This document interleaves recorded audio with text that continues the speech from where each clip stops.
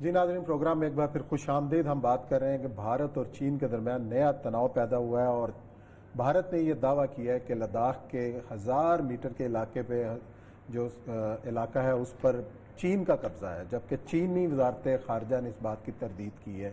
تناؤ کیوں پیدا ہوا تازہ؟ اور یہ صاحب بار بار یہ خبریں آ رہی ہیں کہ چین اور بھارت کے درمیان لداخ کی سائڈ کے اوپر جو ہے معاملہ چل رہے ہیں، چین نے بھی اپنا فوجی ساز و سامان وہاں پہنچایا ہے، کوئی بڑی جنگ لڑنے کی تیاری ہو رہی ہے۔ دیکھیں، اس پہ بہت تفصیل سے ذکر کر چکے ہوئے ہیں کہ لیٹ ہو گئی ذرا؟ نہیں، لیٹ نہیں ہوئی۔ اچھا، وہ اصل مسئلہ یہ کہ جس دن آپ اپنی فائنل اس پہ چائنا نکلے گا نا، اسی دن انہوں نے پھر دوبارہ جنگ شروع کرنی ہے۔ اور مسئلہ سر یہ ہے کہ فزیکلی صرف ایک ہی راستہ ہے سی پیک کو روکنے کا، اور وہ ہے پینگونگ لیک۔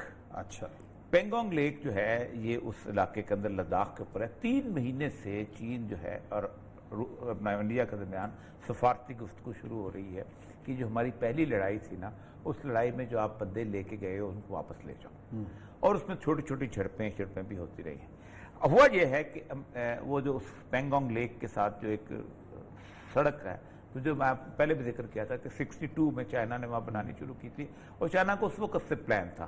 آپ کو یاد ہے، گوادر کو نیا ایشو نہیں ہے چائنا کے لیے، بہت پرانا ہے، اور گوادر صرف چین کا مسئلہ نہیں ہے، گوادر جو ہے یہ روس کا بھی مسئلہ تھا۔ صحیح، گرم پانی تک آنے کے لیے کراچی کو نہیں لیتے تھے، گوادر کو لیتے تھے، کیونکہ Gwadar more near to the market place.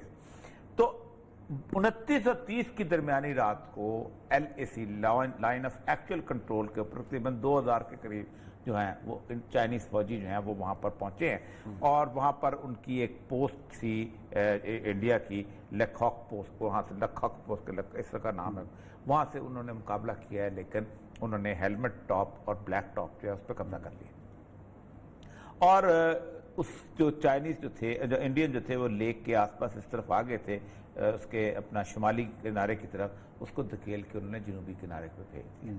اب اس وقت لیک کے ایک طرف چائنیز بیٹھے ہوئے ہیں اور دوسرے طرف اس کا فائدہ یہ ہوتا ہے کہ جب آپ لیک کے اس طرف بیٹھے ہوں تو یہ بیچ کا پورا علاقہ جو کہ یہ جو ہے خنجراب سے آگے سڑک جو جاتی ہے وہ سیف ہو جاتا ہے، کیونکہ اگر آپ لیک کے اس طرف ہوں تو آپ گولہ آئے گا تو اس طرف بھی گرے گا تو آپ کی ٹریفک جو ہے ڈسٹرب ہو جائے گی۔ یہ جو کوشش ہے یہ زمین کے اوپر ان کو انٹینگل کرنے کی کوشش ہے۔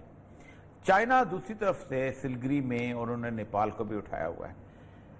صحیح، ہم کسی نہ کسی وار کے اندر تقریباً انٹر ہو چکے ہوئے ہیں سر، یہ پاکستان کو اندازہ ہے، کیونکہ انڈیا کے لیے اب چائنا کے ساتھ مقابلہ کرنا اب آسان نہیں ہے، اس لیے کہ اس وقت بھی آج تک مطلب گزشتہ اگر 100 سال کی تاریخ دیکھیں تو سب سے بڑی جو فوج ہے وہ بیسیکلی روس کی رہی ہے۔ 9 لاکھ فوج نہ امریکہ کی کبھی رہی ہے نہ کسی اور کی رہی ہے، اور اس کے بعد جو فوج تھی وہ چین کی تھی۔ اب اس وقت چین اور انڈیا کی افواج جو ہیں یہ دنیا کی 2 بڑی طاقتور اور اس طرح کی فوجیں بن چکی ہوئی ہیں، لیکن انڈیا کا مسئلہ یہ ہے کہ انڈیا نے کانفلکٹ زون اتنے ہیں کہ انڈیا کی فوج لڑنے والی صلاحیت نہیں رکھتی اس پورے علاقے کے اندر۔ مسلمانوں کے ساتھ تو آپ لڑ لیں گے کہ ہم نے جناب ہندوتوا کو تقسیم کیا ہوا ہے، ہم نے شیو کی سرزمین خراب کی ہوئی ہے، ہم نے ان کے دیوتاؤں کی سرزمین کو تقسیم کیا ہوا ہے،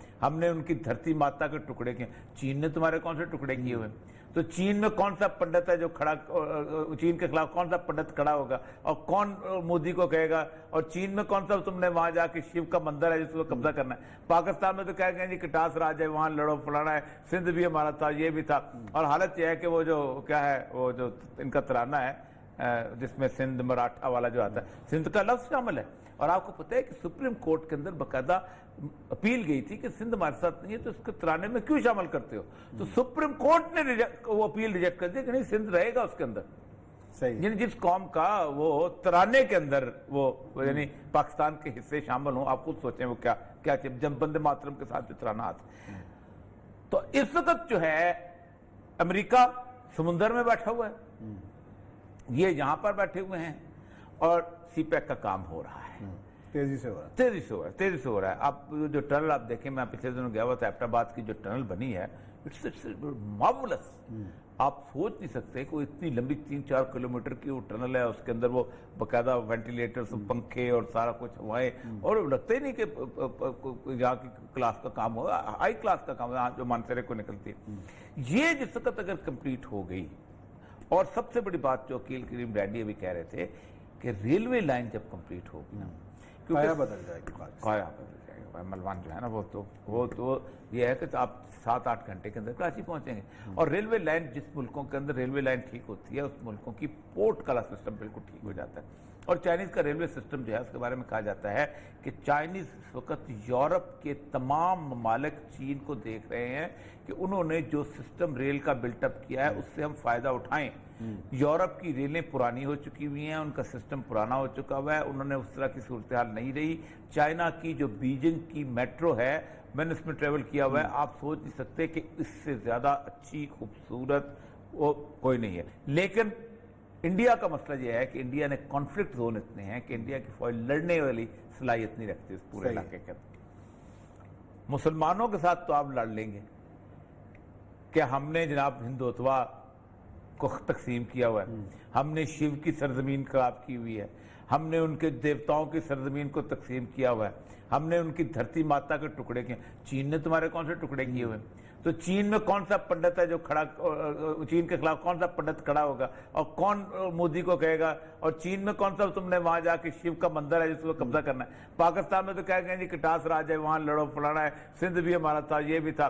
और हालत यह है कि वो जो क्या है, वो जो इनका तराना है जिसमें सिंध मराठा वाला जो आता है, सिंध का लफ्ज शामिल है।